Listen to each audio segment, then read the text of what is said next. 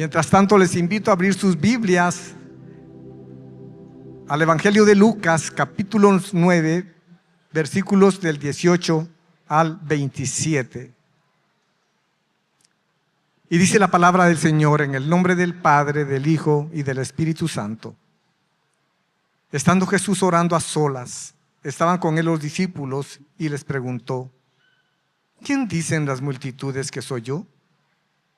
Entonces ellos respondieron: unos Juan el Bautista, otros Elías, y otros que algún profeta de los antiguos ha resucitado. ¿Y ustedes? ¿Quién dicen que soy yo?, les preguntó. Y Pedro le respondió: el Cristo de Dios. Pero Jesús, advirtiéndole severamente, les mandó que no dijeran esto a nadie, y les dijo: el Hijo del Hombre debe padecer mucho y ser rechazado por los ancianos, los principales sacerdotes y los escribas, y ser muerto y resucitar al tercer día. Y a todos les decía: si alguien quiere seguirme, niéguese a sí mismo, tome su cruz cada día y sígame. Porque el que quiera salvar su vida, la perderá, pero el que pierda su vida por causa de mí, ese la salvará. Pues, ¿de qué le sirve a un hombre haber ganado el mundo entero si él mismo se destruye o se pierde? Porque el que se avergüence de mí y de mis palabras, de esto se avergonzará el Hijo del Hombre cuando venga en su gloria y la del Padre y la de los santos ángeles. Pero en verdad les digo que hay algunos de los que están aquí que no probarán la muerte hasta que venga el reino de Dios. Oremos. Padre nuestro que estás en los cielos, te damos gracias por este privilegio enorme que tenemos de acercarnos a tu palabra. Sabemos que tú tienes un propósito grande, una palabra que va directo a nuestros corazones. Y pedimos que hoy uses a nuestro pastor Steven para que él transmita el mensaje que tú tienes para tu iglesia. Oramos todas estas cosas en Cristo Jesús. Amén.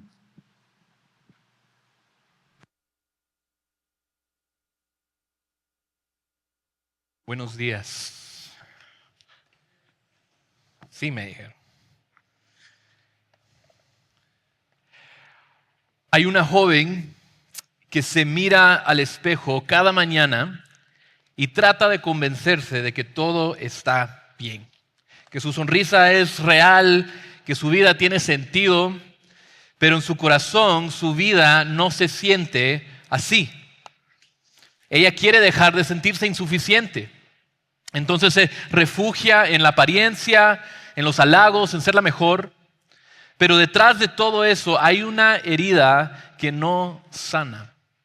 Un dolor que intenta esconder detrás con maquillaje y aprobación. Y cuando nadie la nota, cuando nadie la elogia, cuando el dolor vuelve, se siente cada vez más profundo y más silencioso.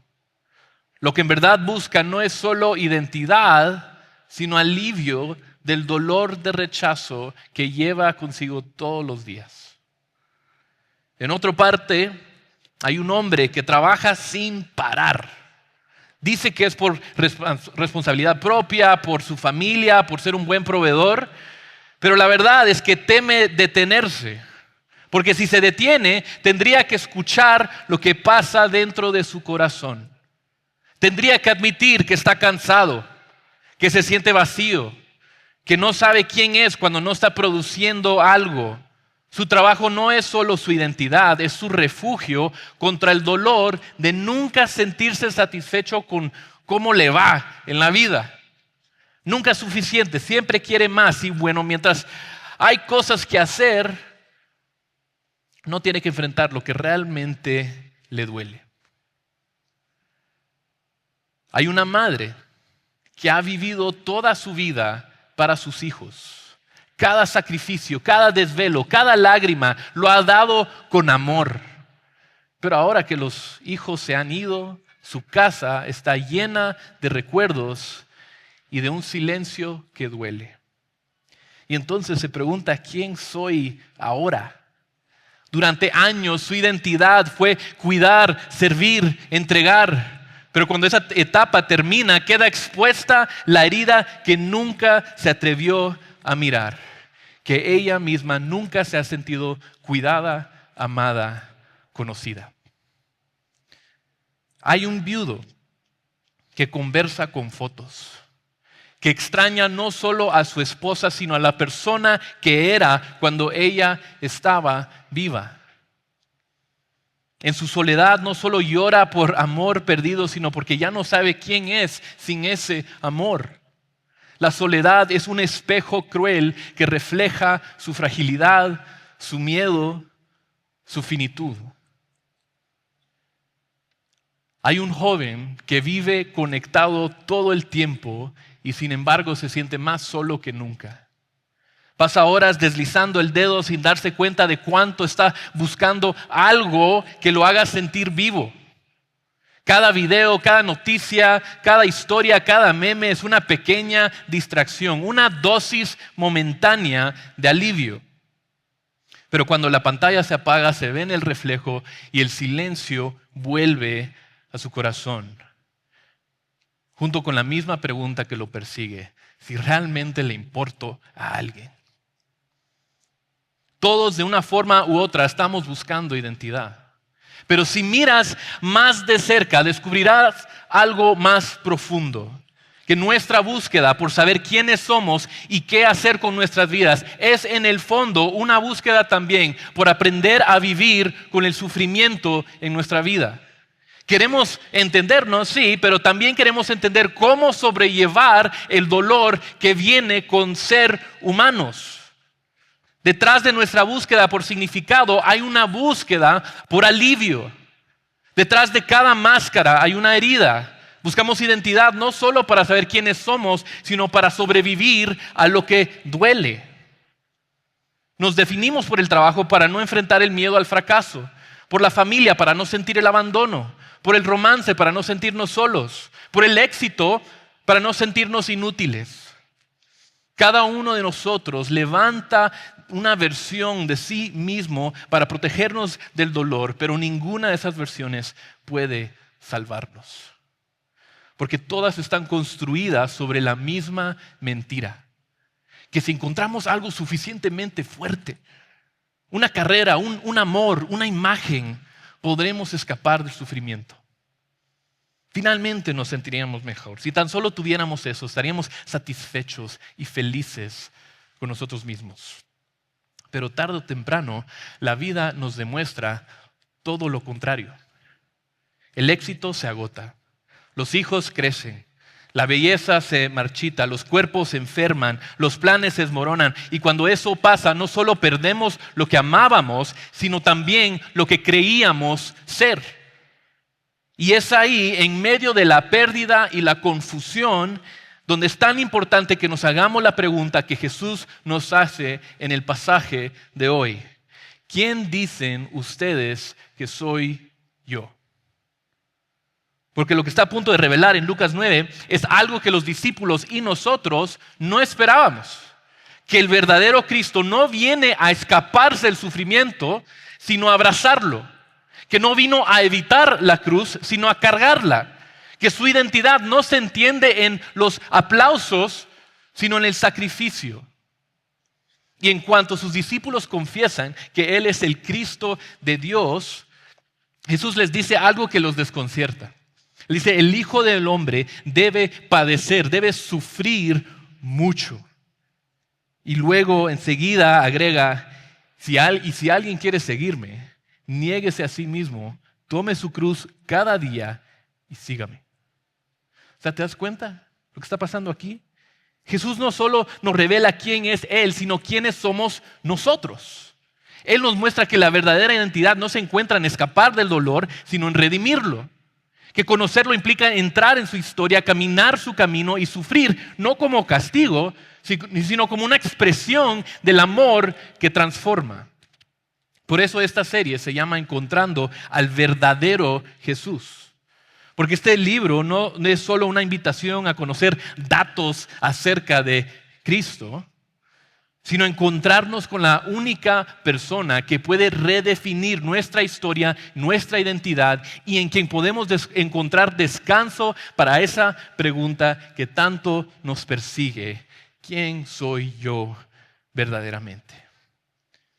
Así que este es el punto central que quiero que lleves en tu mente y tu corazón esta semana. Solo al conocer al Jesús que sufre, que debe sufrir, entendemos quiénes somos, cómo vivir en un mundo roto y que su cruz es también la nuestra. Solo al conocer al Jesús que sufre entendemos quiénes somos, cómo vivir en un mundo roto y que su cruz también es la nuestra. Entonces, ¿cómo vemos esto en el pasaje de hoy? Pues entrémosle. En este punto, hasta este punto en el Evangelio de Lucas, Jesús ya no es una figura desconocida, ¿verdad? Ha sanado enfermos, levantado muertos, calmado tormentas, alimentado multitudes. Su fama ha esparcido por toda Galilea. La gente lo sigue, lo admira, lo cita y como siempre pasa cuando alguien empieza a ser visto por muchos, la gente lo etiqueta. Los versículos 18 y 19 nos dicen que algunos lo ven como un profeta, como un revolucionario, como alguien del pasado, pero nadie, ni siquiera sus discípulos, lo entienden del todo. Desde el principio siempre ha habido confusión acerca de quién es Jesús. No solo hoy, también en los días de los discípulos. Cuando Jesús pregunta, ¿quién dice la gente que soy? Las respuestas suenan familiares, lo hemos escuchado antes en este evangelio. Algunos dicen un profeta, Juan el Bautista, Elías, un gran maestro. En otras palabras, alguien admirable, inspirador, poderoso, pero nadie piensa que Él es el Hijo de Dios. Esa confusión no muere en el primer siglo. Hoy seguimos multiplicando versiones reducidas de Jesús. Está el Jesús motivador, que solo quieres que creas en ti mismo y sigas tus sueños y que cumplas tu propósito. Está el Jesús político, que siempre parece estar de acuerdo con tu partido, tus causas. Está el Jesús terapéutico, que existe para hacerte sentirte bien, pero nunca para confrontarte. Está el Jesús moralista, que enseña buenos principios, es un buen maestro, pero no salva a nadie. Y el Jesús lejano, un símbolo bonito, pero sin poder real para transformar vidas. Todos esos Jesuses quizás tienen algo de verdad, pero ninguno es la verdad completa. Todas toman una parte de su gloria y lo recortan hasta que encaje en nuestras expectativas.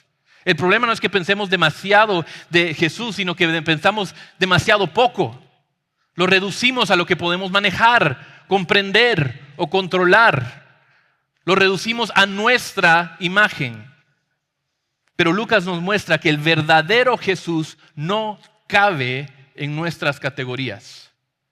Y la confusión siempre nace de ver a Jesús como menos de lo que realmente es. Y aquí en Lucas 9 llegamos a un punto importante, un punto de inflexión. Es como si Jesús detuviera la historia, los mirara directamente a los ojos y dijera, muy bien, ya me han visto obrar, a ver, díganme, ¿quiénes creen ustedes que soy yo? Mateo y Marcos, interesantemente, también narran este momento, pero Lucas hace algo raro. Él omite detalles que a primera vista parecen importantes. Él es el historiador, ¿verdad? Por ejemplo, Mateo incluye la frase famosa, tú eres Pedro y sobre esta roca edificaré mi iglesia. Marcos incluye el lugar exacto de esta conversación. Y Lucas, que es el historiador más meticuloso de todos, decide dejar esa información fuera. ¿Por qué? Pues porque su interés no está en la geografía ni en la eclesiología. Lucas no quiere que el enfoque aquí esté sobre Pedro, sino en Jesús. No en la respuesta del discípulo, sino en la revelación que está a punto de dar el maestro. Así que Jesús plantea una pregunta que lo cambia todo. ¿Quién soy yo para ti? Y pues mira cómo responde Pedro. Y Pedro respondió, versículo 20, el Cristo de Dios. Ok, Pedro da la respuesta correcta. Muy bien, Pedro. No siempre lo hace. Pero aquí esto no significa que él entendiera plenamente lo que él mismo estaba diciendo. Su confesión es verdadera, pero incompleta en su propio entendimiento. Para Pedro, como para la mayoría de judíos en su tiempo, el Mesías era una figura de poder y victoria. Ellos esperaban a un líder político que liberara a Israel de la opresión romana, que iba a restaurar el trono de David y devolverle la gloria nacional a Israel. En su mente, el Cristo era un conquistador, no un condenado. Por eso, cuando Pedro dice que Jesús es el Cristo, lo imagina con una corona de oro, no una corona de espinas. Piensa en trono y ejércitos, no en traición y muerte. Su expectativa, profundamente arraigada en siglos de esperanza nacional, era que el Mesías reinaría sobre las naciones con fuerza y triunfo, con mano dura, no con lágrimas o una cruz. Lucas, más que los otros evangelistas, enfatiza precisamente eso. La confesión de Pedro es un punto de giro, pero también el inicio de una gran corrección. Pedro en ese momento dice lo correcto sin comprender las implicaciones. Tiene la palabra Cristo en la boca, pero aún no en el corazón. Y no es que sea hipócrita o insincero. Es que como nosotros tantas veces solo ve una parte de la historia. Admira la gloria, pero no se imagina aún la cruz. Y es precisamente ahí donde Jesús lo detiene. Lucas dice en el versículo 21, pero Jesús, advirtiéndoles severamente, les mandó que no dijeran esto a nadie. Nuevamente esto parece extraño. En la teología esto es lo que se llama el secreto mesiánico. Ahora Jesús al decir esto no es que se siente tímido o inseguro, como que sí, yo sé, soy el Mesías, pero no le digan a nadie. No, o sea, al contrario, está evitando alimentar la confusión de sus propios discípulos. Y la palabra que Lucas usa para describir cómo les habló es fuerte. Cuando dice que les advirtió severamente, esa misma palabra en el griego a veces se traduce como reprender. O sea, Jesús aquí está totalmente serio. Pero ¿por qué no quiere que se lo digan a nadie? Mira cómo lo explica un comentarista.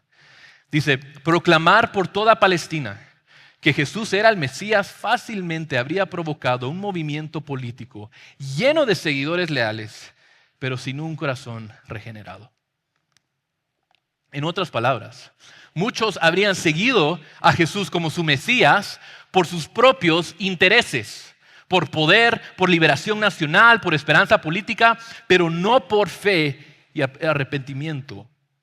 Y la verdad es que antes de que los discípulos puedan anunciar que Él es el Cristo, ellos mismos necesitan entender qué tipo de Cristo es. Y no es el que esperaban.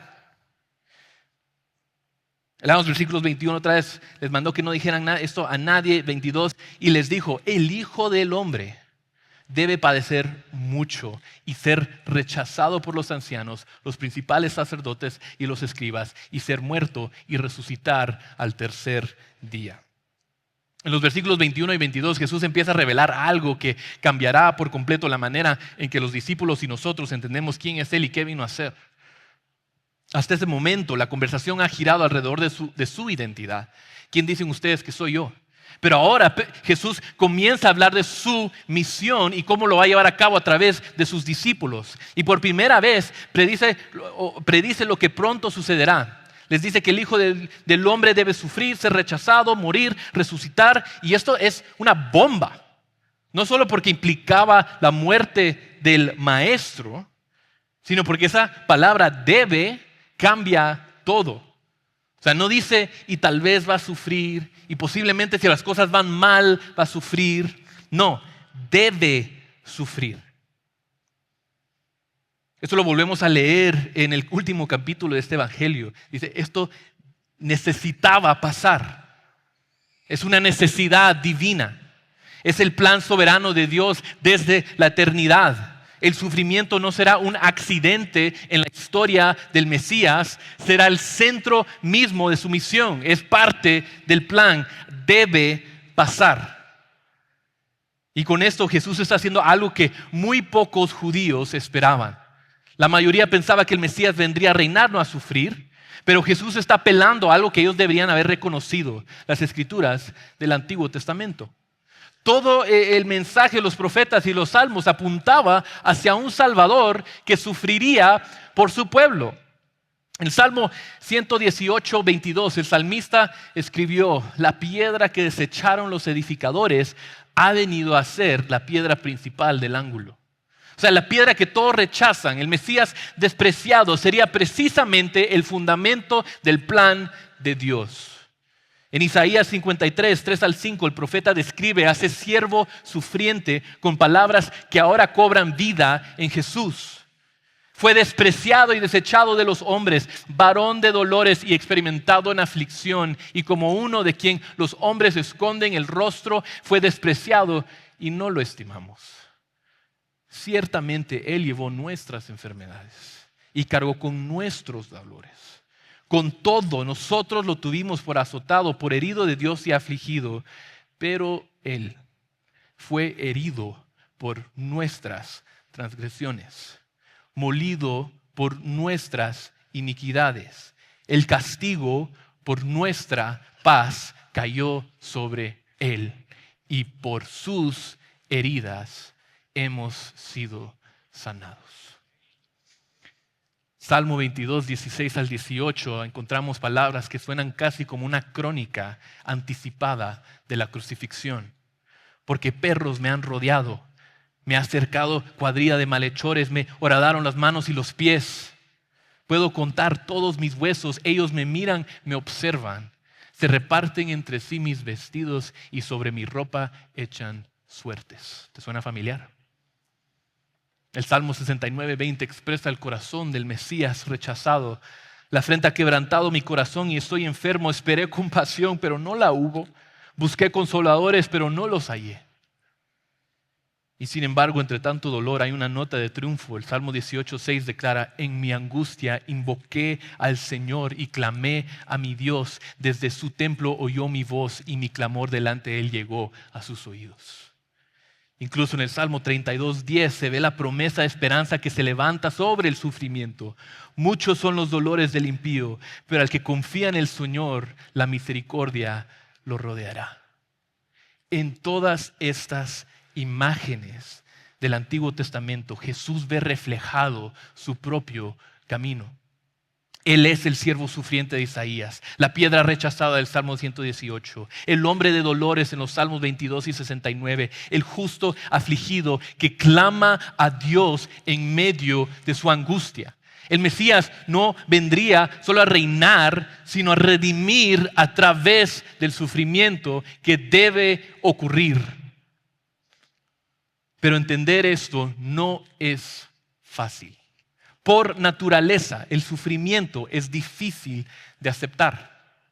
Nadie quiere sufrir, mucho menos imaginar que Dios mismo haya elegido el sufrimiento como medio para traer salvación a nosotros y para obrar a través de nosotros.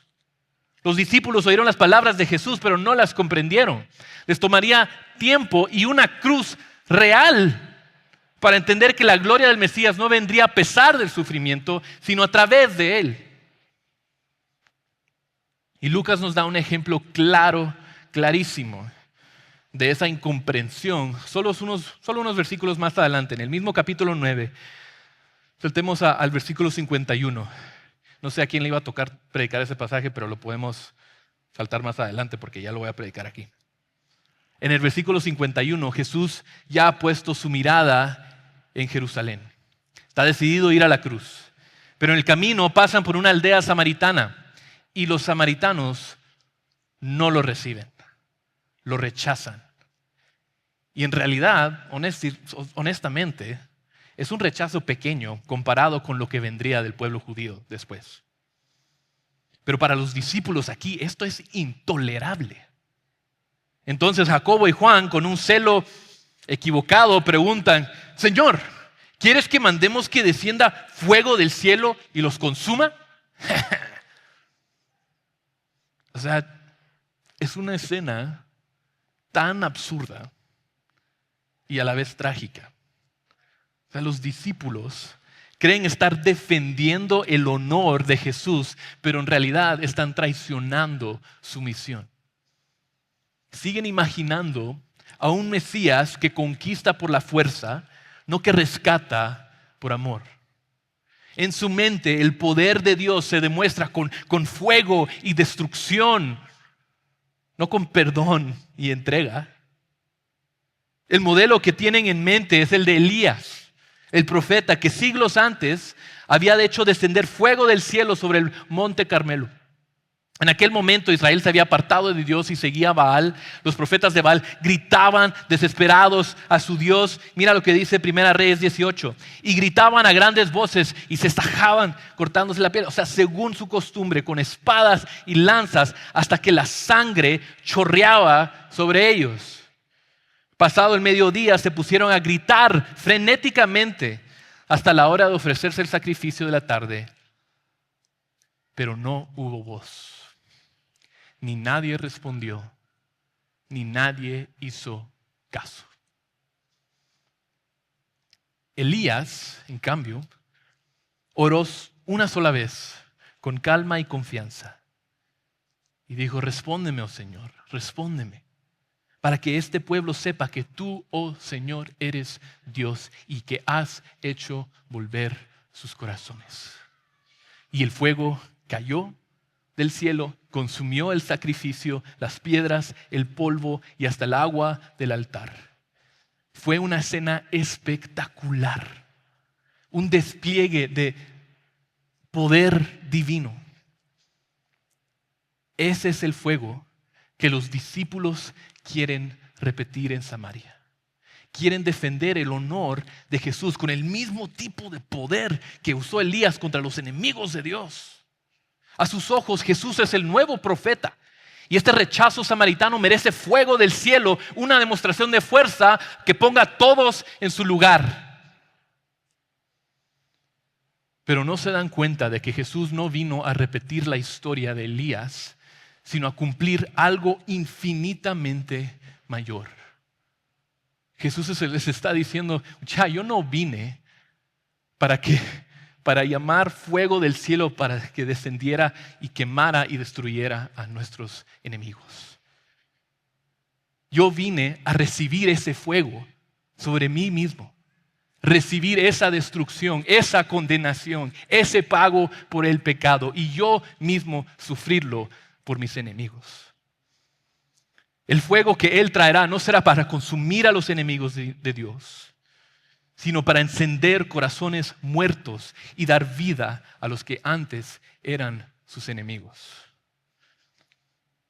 Él no va a traer juicio inmediato, sino gracia paciente y redención. Por eso el texto dice que Jesús los reprendió no con ira, sino con autoridad. Los corrige porque todavía no entienden que su reino no se establece con violencia, sino con compasión. Así que vemos que los discípulos, aunque ya confesaron que Jesús es el Cristo, aún no comprenden verdaderamente qué tipo de Cristo es. Tienen la palabra correcta, pero la imagen equivocada. Creen en el Mesías, pero no entienden que el Mesías debe sufrir. Y así llegamos a los versículos 23 al 27. Después de mostrar lo que significa que Él debe sufrir, Jesús ahora va a mostrar lo que significa seguirlo. Porque si su camino pasa por una cruz, el nuestro también. Y ahí, en esa invitación radical de negarse a uno mismo, de tomar la cruz cada día y seguirlo, como dice el versículo 23, Jesús revelará no solo cómo murió, sino cómo debemos vivir. El versículo 24 dice, porque el que quiera salvar su vida, la perderá. Pero el que pierda su vida por causa de mí, ese la salvará. Pues ¿de qué le sirve a un hombre haber ganado el mundo entero si él mismo se destruye o se pierde? Porque el que se avergüence de mí y de mis palabras, de éste se avergonzará el Hijo del Hombre cuando venga en su gloria y la del Padre y la de los santos ángeles. Pero en verdad les digo que hay algunos de los que están aquí que no probarán la muerte hasta que vea el reino de Dios. Ahí les están dando una prueba de la transfiguración que está a punto de ocurrir, que no, eso toca la otra semana, a menos que tengan otra hora. ¿Sí? Nadie dijo que no, entonces podemos entrar al siguiente pasaje. Pero Jesús aquí acaba de revelar a sus discípulos que Él debe sufrir, ser rechazado y morir. Y ahora, en estos versículos, se extiende esa misma realidad a todos los que desean seguirlo. No les promete prestigio, poder, comodidad, les promete una cruz. Les dice en esencia, si quieren venir en pos de mí, entonces prepárense para morir. Pero esa muerte no es una tragedia, es una invitación. Jesús no está destruyendo la vida, sino mostrando el único camino para encontrarla. Porque el gran contraste que plantea es este. Quien busca salvar su vida, la va a perder. Y quien pierde la pierde por causa de Él, la salvará. Y este detalle es tan crucial. En el versículo 24, la palabra que Jesús usa para vida no es bios, de donde viene biología y que habla acerca de la existencia física, sino psique. Una palabra mucho más profunda que habla del alma, de donde viene psicología, que habla del alma, del ser, del yo, de tu identidad más esencial. Jesús está diciendo, si te aferras a ti mismo, a tu ego, a tu reputación, a tu necesidad de control, lo perderás todo. Pero si renuncias a ese falso yo y lo entregas por mí, encontrarás quién eres realmente. No se trata solamente de una muerte física, sino una muerte de tu idea de quién tú eres, de tu ser, de tu alma, de tu identidad. Y esa es una paradoja divina. Ahora, 2 puntos de clarificación ahí. Primero, negarse a sí mismo no significa vivir una vida triste, sin placer o sin sueños. De hecho, es la única manera de verdaderamente encontrar gozo en este mundo. Porque significa reconocer que no somos el centro. Es morir al mito de que nuestra felicidad se encuentra en hacer lo que queramos o evitar el sufrimiento a toda costa. Significa mirar el trono del corazón y bajar del asiento, dejando que Cristo reine. Y segundo, tomar la cruz cada día no significa simplemente soportar las dificultades normales de la vida. No se trata de que, sí, es que en el trabajo tengo ahí mi cruz que estoy cargando, mi jefe va, o no sé, alguna inconveniencia, el tráfico de la ciudad o algo así. No, Jesús está hablando de algo mucho más radical.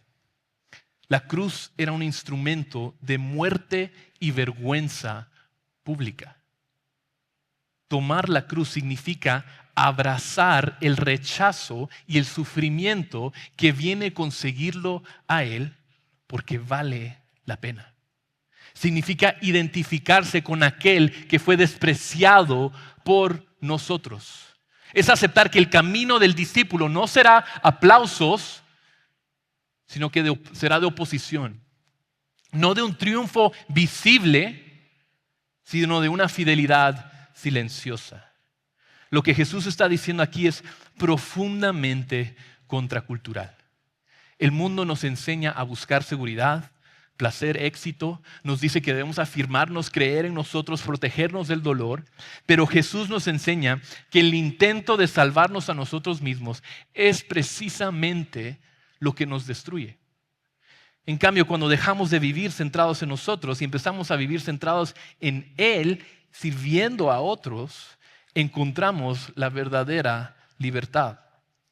Y todos de una forma u otra tratamos de escapar del sufrimiento. La joven frente al espejo, el hombre que se refugia en su trabajo, la madre que vive para sus hijos, el viudo que añora su pasado, el joven que se pierde en la pantalla. Todos están intentando evitar el dolor, llenar el vacío, controlar la pérdida. Pero Jesús nos muestra otro camino. No escapar del sufrimiento, sino atravesarlo con propósito. Solo cuando morimos al yo y a las mentiras de este mundo, de que hay algo que puede satisfacer, que puede llenar ese vacío. Cuando morimos a eso, encontramos vida en Cristo. Y luego Jesús agrega aquí una advertencia. ¿De qué sirve ganar el mundo entero si pierdes tu alma? O sea, puedes tenerlo todo, éxito, comodidad, reconocimiento, pero si pierdes ese ser, tu psique, tu verdadero ser, tu alma, tu verdadero yo, lo perdiste todo. Porque el alma humana fue hecha para Dios y nada menos que Dios puede llenarla. Jesús también dice, el que se avergüence de mí y de mis palabras, de este se avergonzará el Hijo del Hombre cuando venga en su gloria. Y ahí toca una fibra profunda, porque nadie quiere ser visto como débil o como un fanático. Nadie quiere ser el raro, el débil, el perdedor que sigue a un Mesías crucificado. Pero ahí está el llamado. O sea, Pablo lo entendió bien cuando escribió en Romanos 1:16, no me avergüenzo del Evangelio porque es poder de Dios para salvación. A veces no creo que entendemos el contexto de esa frase. O sea, pensamos, para nosotros es fácil subirnos aquí a una plataforma y decir, yo no me avergüenzo del Evangelio porque es el poder de salvación de Dios. Pero Pablo está diciendo eso en un contexto donde ser el Evangelio, o sea, creer en el Evangelio es lo mismo que ser un perdedor. O sea, imagínate que tú juegas para la selección de Guate y estás en una mesa con todos los jugadores élites de fútbol alrededor del mundo. Ahí está Messi, ahí está Cristiano Ronaldo, Mbappé y todos los más, ¿va? Y todos con sus balones de oro. Y tú estás ahí y no has ganado nada. Ni has ido al mundial. Y te sientas ahí y todos se van presentando y van presentando sus trofeos y sus logros. Y llega a ti y te toca hablar y tú dices, yo no me avergüenzo de mi selección, de cómo juego, de mi carrera. ¿Cómo crees que te verían en esa mesa? Como un loser, como un perdedor. No has hecho nada. ¿Cómo puedes no avergonzarte de eso? Eso es lo que Pablo está diciendo cuando dice que él no se avergüenza del Evangelio. Él no se avergüenza de identificarse con un Mesías que a los ojos del mundo es un perdedor.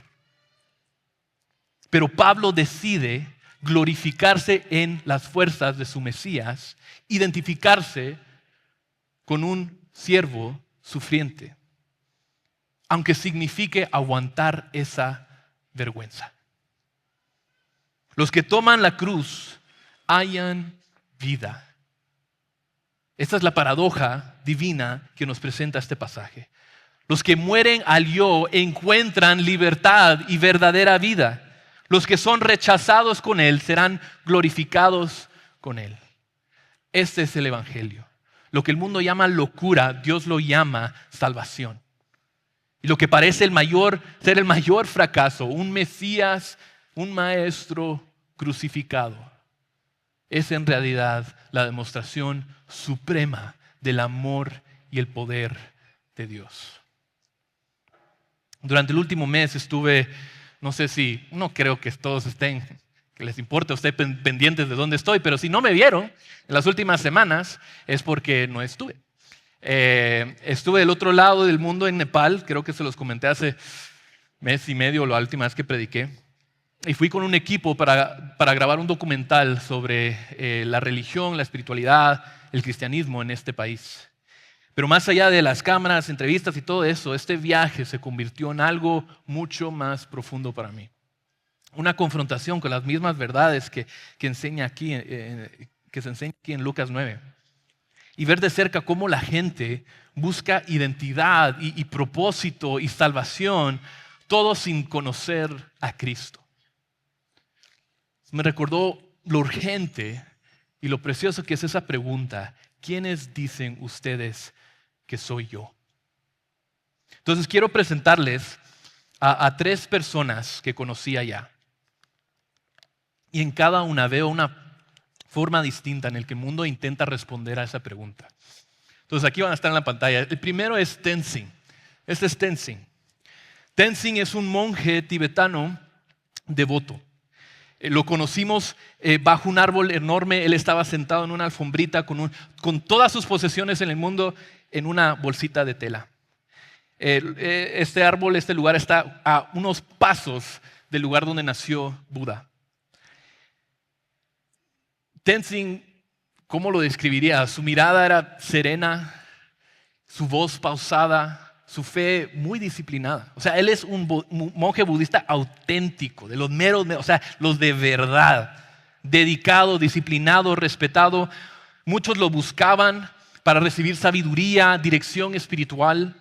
Nos sentamos con él un par de horas platicando sobre muchas cosas. Y recuerdo haberle preguntado por qué tanta gente en Nepal quieren volverse monjes. Porque los ves por todos lados, por todas partes. Y ellos ofrecen servicios religiosos a cambio de dinero. Y él me dijo algo muy interesante. Él me dijo, muchos visten las túnicas y tienen la apariencia de ser un monje, pero no viven las enseñanzas. Esos están mendigando. Buscan comodidad, no verdad. Su espiritualidad es vacía. Y me impactó porque sin darse cuenta, él estaba describiendo su propia búsqueda. Sincera, quizás, pero vacío. Jesús dice que quien quiera seguirlo debe negarse a sí mismo. Y Tenzin pareciera tener una disciplina profunda, parece haber negado todo, posesiones, placer, comodidad, pero él no se ha negado a sí mismo. De hecho, el budismo propone que la solución al sufrimiento se encuentra en mí, en el yo, en uno mismo. Y el sacrificio de Tenzin no lo acerca a Dios porque está basado en mérito, no en gracia. Su devoción es muy admirable, pero está construida sobre arena. Este es Khinzang, el siguiente. Después de visitar a Tenzin, tomamos 2 vuelos para llegar al este de Nepal, a unos 50 kilómetros de Everest, básicamente, en una región en las Himalayas.